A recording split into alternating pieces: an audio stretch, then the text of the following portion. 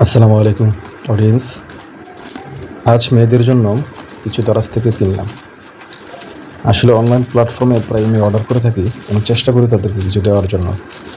তাদের অনেক দিনের রিকোয়েস্ট ছিল যে বাবা আমাদের জন্য কিছু এনে দাও।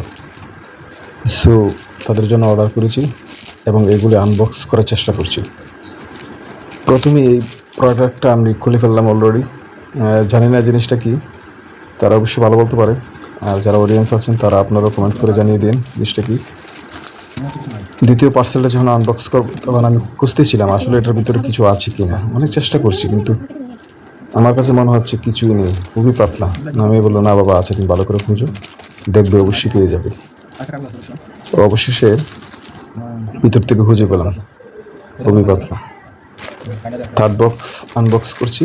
আসলে এই বক্সটাই তাদের সবচেয়ে খুশির জিনিস।